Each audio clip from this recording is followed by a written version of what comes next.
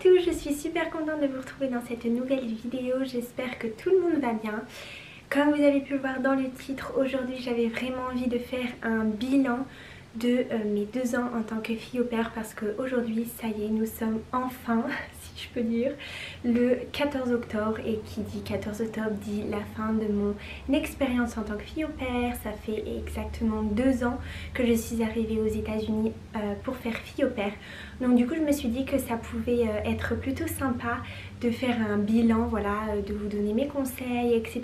Donc ce que j'ai fait, c'est que je vous ai demandé sur Instagram, d'ailleurs si vous ne me suivez toujours pas sur Instagram, je vous le mets juste ici pour que vous puissiez nous rejoindre. Donc je vous ai demandé sur Instagram de me poser toutes les questions dont vous aviez envie que je réponde en vidéo et du coup c'est ce que je vais faire aujourd'hui.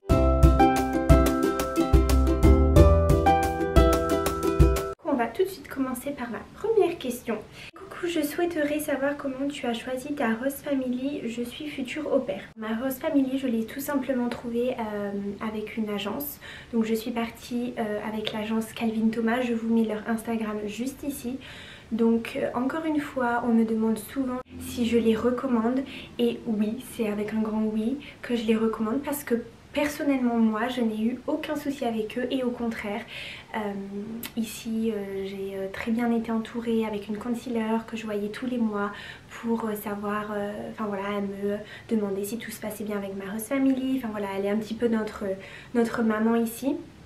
Donc ça, j'ai trouvé ça super bien qu'on soit suivi ici tous les mois avec bien sûr d'autres au pair. La troisième question du coup a été: as-tu trouvé ça long 2 ans? Oui et non. J'ai trouvé, enfin ça, c'est vrai que 2 ans, les 2 ans sont passés hyper vite je trouve. Mais en fait j'ai trouvé ça long dans le sens où j'ai pas vu du coup ma famille, aucun membre de ma famille depuis 2 ans et c'est ça en fait qui est long. En plus Covid est arrivé après je crois 4 mois que je suis arrivée ici. Donc du coup mon frère a voulu venir, mon papa a voulu venir mais du coup à cause du Covid ils n'ont pas pu venir. Donc du coup ce qui est long en fait c'est 2 ans sans voir aucun membre de sa famille. C'est ça qui est long. Mais sinon non. 2 ans j'ai pas trouvé ça long, c'est passé hyper vite vraiment. La prochaine question est: y a-t-il des choses que tu regrettes de ne pas avoir fait? Non, franchement je ne pense pas que j'ai des choses que je regrette que je n'ai pas fait parce que pour moi j'ai vraiment visité énormément de choses depuis que je suis ici. J'ai visité beaucoup d'états dont la Floride, la Californie, le Texas. Je suis allée en Arizona il n'y a pas si longtemps, j'ai fait New York et puis après j'ai été dans l'Utah. Donc non, vous voyez, j'ai vraiment fait plein de choses et non, je regrette pas. Alors j'aimerais vraiment retourner à New York, donc j'espère que quand mes parents vont pouvoir venir, on ira à New York. J'ai vraiment envie d'y retourner avec eux, mais sinon non, je regrette rien du tout. La prochaine question est: pourquoi tu as choisi les USA? En fait je me suis pas posé la question, c'était les USA ou les USA, tout simplement pour vivre le rêve américain. Voilà, et je l'ai vécu, j'y suis toujours donc voilà, mais c'est vraiment génial. Comme je l'ai toujours dit, les gens sont hyper gentils, très accueillants et je regrette rien du tout. J'ai voyagé énormément et tous les voyages que j'ai fait, je les ai adorés. Donc tout simplement pour voyager, pour découvrir une nouvelle culture, également pour voilà, voir ce que c'est les États-Unis, est-ce que c'est vraiment comme dans les films. Donc voilà, tout simplement c'est pour ça que j'ai choisi les USA. Alors voilà, j'ai encore une autre question: qu'as-tu prévu pour la suite? Donc bien évidemment oui, je reste aux États-Unis. Pour l'instant je ne sais pas exactement ce que je vais faire, donc je ne souhaite pas encore vraiment en parler parce que enfin voilà, je vais toujours travailler pour eux mais en tant que babysitter pendant quelques temps jusqu'à temps qu'en fait je trouve exactement ce que je veux faire. Comme ça je travaille toujours, je gagne toujours mon petit argent mais pour en fait me laisser le temps de savoir exactement ce que je vais faire par la suite. Je voulais savoir si ça vaut pas trop été compliqué au début niveau famille. Donc je pense qu'elle voulait savoir si au niveau d'être dans une nouvelle host family ça n'a pas été trop difficile. Alors si, je vais pas mentir, hein, j'ai toujours été honnête avec vous donc je vais toujours l'être. Donc oui, ça a été difficile dans le sens où en fait vous arrivez dans une famille que vous ne connaissez pas. En fait vous arrivez chez des gens avec des enfants que vous connaissez pas. Donc c'est vrai qu'il faut prendre énormément sur soi, dans le sens où voilà, tu auras tendance à vouloir baisser les bras ou alors à te dire oh c'est trop dur donc j'arrête ça, mais il faut vraiment prendre sur soi, prendre le temps de les connaître. N'hésite surtout pas à poser les questions qu'il faut, tu leur poses. Voilà, il faut vraiment être ouvert, gentil et vraiment essayer de comprendre. Voilà, n'aie pas peur, il faut vraiment pas avoir peur de leur poser les questions qu'il faut savoir, du genre par exemple qu'est-ce que les enfants aiment faire, qu'est-ce qu'ils aiment pas faire, qu'est-ce que je dois faire, qu'est-ce que je dois pas faire, est-ce que vous avez des règles, est-ce que je dois rentrer à telle ou telle heure, enfin voilà, vraiment poser toutes les questions que vous avez envie de leur poser. Comme ça au moins, si un jour vous faites quelque chose entre guillemets de travers, ils pourront pas vous le reprocher parce que vous en aurez parlé, ou vous n'allez pas le faire tout simplement parce que vous aurez eu cette discussion auparavant. Donc voilà, mais sinon oui, je pense que mon tips, mon conseil, ce serait de vraiment prendre le temps de connaître chaque personne de la famille et surtout de poser toutes les questions qui vous passent par la tête. Comme ça au moins vous avez vos réponses, vous savez ce que vous faites et vous êtes un peu plus confiant, et même eux au moins ils vont voir que vous avez envie de les connaître, que vous avez envie de savoir un peu comment marche leur famille, parce que voilà, chaque famille est différente. Il y en a qui vont aimer plus rester à la maison et d'autres qui vont plus aimer aller faire des activités dehors, enfin voilà. Donc il faut vraiment être ouvert d'esprit, poser plein de questions et comme ça au moins, eux comme vous êtes plus rassurés et vous savez exactement quoi faire, quand le faire et voilà quoi. Est-ce que ton frère te manque? Oui Lucas, tu me manques et j'espère que tu vas venir bientôt parce que là ça fait 2 ans, j'en peux plus. Donc oui, forcément encore une fois mon frère me manque, mon papa me manque, ma maman me manque, ma soeur me manque, enfin tout le monde me manque et voilà, j'espère qu'ils vont pouvoir venir ici au plus vite. Tu n'es pas revenu depuis 2 ans en France, comment tu vis la séparation? Ah, c'est très dur les amis. Je vais pas pleurer dans cette vidéo. C'est très dur, voilà, comme je vous dis, vraiment la chose la plus dure c'est d'être séparé de sa famille autant de temps en fait. Parce que bon après voilà, j'ai mon chéri ici donc c'est vrai que ça m'aide énormément, mais je me dis que les filles au père qui n'ont pas même de chéri ici, je sais pas comment elles font, parce que moi c'est vraiment lui qui m'aide à des fois me remonter le moral en fait, parce que c'est vraiment très dur. C'est la chose la plus dure en fait à surmonter et à passer outre en fait, mais c'est vrai que des fois j'en ai pour 3 jours en fait à m'en remettre. 3 jours où je pense, enfin voilà, donc je vais arrêter d'en parler parce que sinon je vais pleurer. Mais sinon c'est très dur, oui. La chose la plus dure quand vous partez comme ça autant de temps, et en plus de ça Covid est arrivé, c'est d'être loin de votre famille. En espérant qu'ils viennent le plus vite possible. Quels sont tes meilleurs souvenirs? Alors ça c'est une très bonne question. Mes meilleurs souvenirs, je pense que donc l'un de mes meilleurs souvenirs avec ma host family, ça a été quand ma host mom m'a fait la surprise pour mon anniversaire d'inviter mes copines et d'inviter voilà mon chéri, tout ça pour mon anniversaire. Elle m'avait fait une petite surprise, donc ça a été vraiment un moment hyper touchant et que j'ai vraiment adoré. Ensuite, tous les voyages que j'ai fait, mon voyage à New York quand je suis arrivée ici, c'est un super beau souvenir. J'ai passé vraiment une semaine formidable. Quand je suis arrivée ici aussi, mon ancienne host family m'avait fait un super bel accueil, donc c'est aussi un moment que j'oublierai jamais. Quoi d'autre, forcément mes fiançailles avec mon chéri, c'est un de mes souvenirs incroyables. Ensuite, qu'est-ce que j'ai... Enfin voilà, tous mes voyages, mon voyage en Arizona avec mon chéri, ça a été vraiment une semaine formidable aussi. Quand je suis allée à Los Angeles avec Juliette, c'était vraiment super bien aussi. On a fait voilà, le nouvel an là-bas, enfin, j'ai vraiment adoré ce moment. Donc voilà, en fait tous mes voyages, mais aussi des moments avec ma host family que j'ai vécu, sont des moments voilà, incroyables que j'oublierai jamais. Où trouves-tu le temps pour voyager? C'est juste grâce au week-end? Alors non, Des fois la host family peut vous demander de travailler le dimanche ou le samedi, donc c'est vrai que c'est un petit peu compliqué de prévoir en fait un voyage dans un week-end parce que vous n'allez pas savoir si vous allez travailler ou pas à ce moment-là. Donc tous mes voyages que j'ai faits sont des voyages que j'ai prévus à l'avance et que en fait en tant que au pair vous allez avoir donc 2 semaines de congés payés. Donc du coup pendant ces 2 semaines là vous pouvez voyager où vous le souhaitez. Donc voilà, c'est comme ça. Et donc du coup moi vu que je suis restée 2 ans, donc j'ai eu 4 semaines. Donc c'est pour ça que la première fois je suis partie à Miami, ensuite je suis partie donc à Los Angeles, je suis repartie à Los Angeles et en Arizona et à Las Vegas. Donc voilà, ça a été mes destinations. Ah oui, en tant que souvenir, Las Vegas ça a été super beau aussi à voir. Donc voilà, Las Vegas aussi j'ai adoré. Et ensuite c'est vrai que j'ai beaucoup voyagé, c'est tout simplement avec ma host family. L'année dernière ils ont vraiment voyagé limite tous les mois. Donc c'est pour ça qu'en fait je suis allée en Géorgie, enfin voilà partout, c'était aussi avec eux. Donc mais sinon le reste quand j'ai voyagé toute seule ça a vraiment été durant ces 2 semaines qu'on a pendant notre année de fille au pair de congés payés. Le reste ça a été donc des voyages que j'ai fait en travaillant, mais voilà ça reste des voyages avec eux tout simplement. Tu as fait des études avant ou en même temps? Donc moi c'est vrai que je suis partie quand j'avais 18 ans, donc j'ai eu mon bac, je suis directement partie après mon bac. Et ici vous ne faites pas d'études en fait, vous faites juste des cours que vous devez faire de ce que vous voulez. La première année j'avais choisi de faire des cours d'anglais.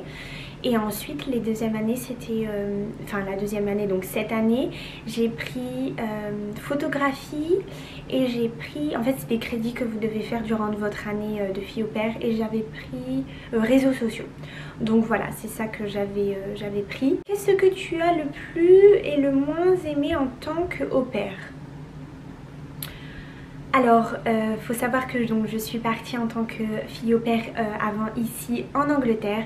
En Angleterre, ça a été très dur dans le sens où les 2 petites filles étaient très compliquées dans la famille dans laquelle j'étais. Donc, et en plus de ça, j'avais vraiment un anglais très bas. Donc, c'était dur parce qu'en plus elles n'avaient pas la patience de par exemple me répéter ce qu'elles avaient dit. Donc ça a été vraiment très dur psychologiquement pour moi de rester là-bas pendant 1 an.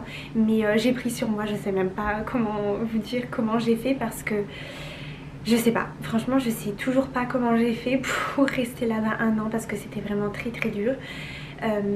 Mais sinon les parents étaient gentils, ils m'ont vraiment aidé à progresser en anglais, donc voilà. Mais sinon j'ai pas de très bons souvenirs en Angleterre pour être honnête. En plus l'Angleterre c'est vrai qu'il fait pas très beau, donc voilà quoi.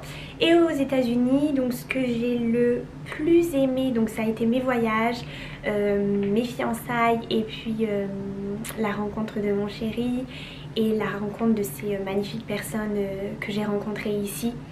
Et le pire moment ça a été quand j'ai su que mon frère n'allait pas pu venir. Ça a été vraiment très dur parce que j'attendais ce moment avec impatience et il n'a pas pu venir. Et puis bah voilà, les pires moments ça a été quand j'étais vraiment triste du manque de ma famille. Encore une fois on en revient au même sujet, mais voilà, c'est vrai que mes pires moments en fait sont juste quand ma famille me manque de trop. Est-ce que c'était cher et est-ce que ça vaut la peine? Oui, ça vaut la peine. Je vous remets d'ailleurs, alors moi c'était il y a 2 ans, donc je sais pas si les prix sont les mêmes, mais je vais vous mettre exactement ici encore une fois tout ce que j'avais payé il y a 2 ans. Donc c'était pas si cher que ça, et donc du coup forcément je suis restée 2 ans ici, donc oui ça en vaut la peine. Et encore une fois je vous le dis, vous êtes payé 200 $ par semaine, donc ce qui vous fait 800 $ par mois. Et du coup voilà, vous payez pas la nourriture, vous payez pas donc de loyer, ni d'essence, ni de voiture, voilà, tout ça c'est la famille qui vous le paiera pour vous. Mais voilà, il faut toujours bien leur demander si vous avez le droit d'utiliser la voiture quand vous êtes en temps off, voilà. Mais en général ils sont pas très compliqués. Enfin moi je sais que j'avais la voiture quand je le voulais, donc ça c'était super bien. Si on a un problème de santé là-bas, avons-nous les mêmes avantages qu'en France? Donc ça c'est une très bonne question. En tant que fille au pair, vous allez avoir une carte. J'essaierai de vous la mettre ici, à quoi elle ressemble.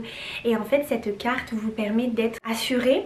C'est ça qu'on dit? Je sais pas trop. Bon bref, vous m'avez compris. Si vous tombez malade, si vous devez vous faire opérer ou quoi, c'est un peu comme votre mutuelle aux États-Unis qui est donc payée par l'agence avec laquelle vous partez. Je sais pas si c'est eux qui la payent ou si c'est compris dans les frais que vous allez payer. Ça je sais pas trop, mais dans tous les cas c'est payé. Mais par contre ça ne prend pas en charge les visites chez la gynéco et enfin chez le gynéco pardon, et si vous allez chez le dentiste. Voilà, mais parce qu'en fait ça c'est des choses...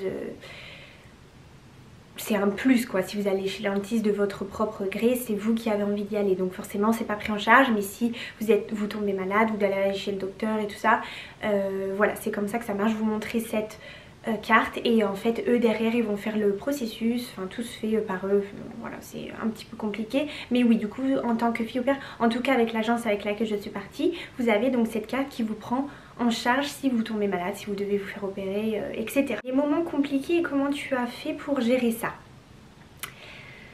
Donc mes moments compliqués encore une fois sont quand j'avais le manque de ma famille. Donc comment j'ai géré ça? En fait, les conseils que je peux vous donner si vous êtes au pair et que vous avez voilà, ces moments de down comme on dit, je pense que c'est de sortir. Voilà, sortez, allez voir des copines, allez voir votre copain si vous avez un copain.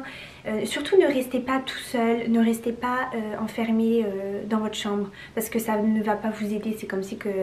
C'est comme quand vous avez une rupture ou vous êtes triste. Voilà, voyez des gens, sortez. Essayez d'aller au restaurant avec des copines. Parlez-en aussi, parlez-en ou appelez tout simplement votre famille. Demandez-leur comment ils vont. Voilà, enfin juste parler avec eux, savoir si tout va bien et surtout voilà, sortez. Après tout ce temps, comment te sens-tu de l'équité, attachement des enfants? C'est dur parce que vraiment les enfants je les adore, ils sont trop mignons. C'est très dur, rien qu'en parler j'ai vraiment les larmes aux yeux parce que c'est énorme, 2 ans avec les enfants, enfin 2 ans avec cette famille, vous vivez avec eux depuis 2 ans tous les jours. Donc c'est très dur, ils sont très tristes aussi que je parte. Mais voilà, je reste ici donc je vais les revoir, ça c'est sûr, mais juste le fait que je vais plus dormir ici, que les petites elles savent qu'en fait je vais plus être ici, elles sont tristes, mais voilà, je leur ai promis par exemple qu'ils allaient venir à ma maison, dormir chez moi, enfin voilà, je leur ai offert des petits cadeaux, tout ça.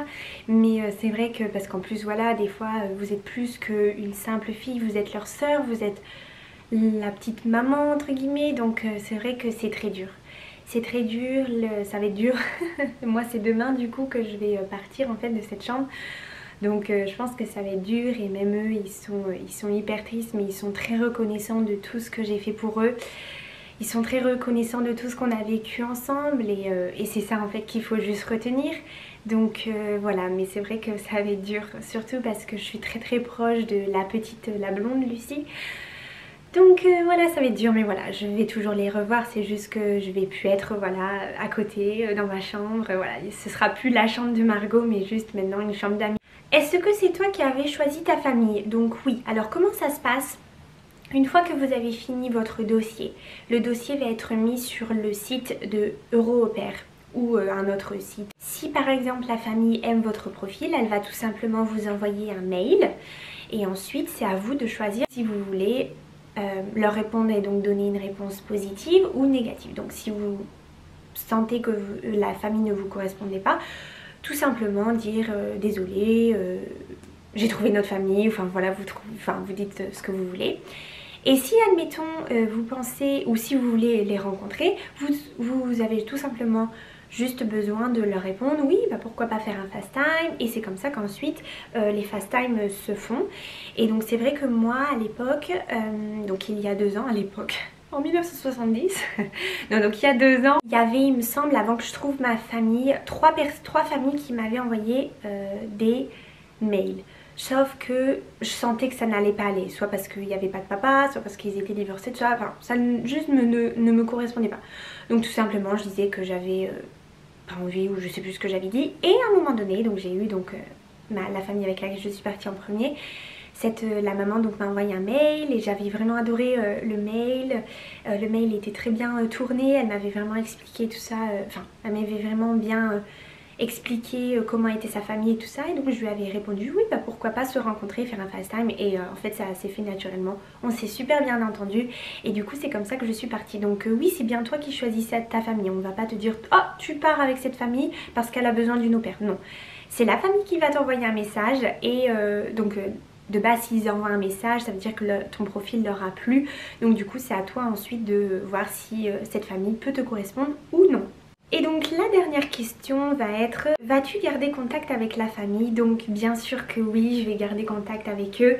Je vais toujours, voilà, comme je vous ai dit, travailler pour eux un petit peu pour pas que ça fasse un grand... bon, déjà pour moi, me laisser du temps pour réfléchir à ce que je vais faire et tout en travaillant toujours pour voilà, gagner mon argent. Mais aussi pour pas que d'un seul coup, hop, je les vois plus. C'est vrai que ça aurait été dur comme ça, mais sinon oui, bien sûr que je vais garder contact avec eux. J'ai toujours contact avec ma famille en Angleterre et j'ai toujours contact avec la première famille avec laquelle je suis partie, donc bien sûr que je vais garder contact avec eux. Donc voilà, écoutez, j'espère que j'ai répondu à pas mal de vos questions. Si vous avez d'autres questions, n'hésitez pas à me les mettre en commentaire. Je réponds toujours à tout le monde et ça me fait toujours plaisir de partager mon expérience avec vous et de juste parler avec vous, ça me fait vraiment toujours plaisir. Si vous avez aimé cette vidéo, n'hésitez pas à la liker et également à me laisser un petit commentaire. Je vous fais de très gros bisous, on se retrouve bientôt pour une prochaine vidéo et surtout prenez soin de vous.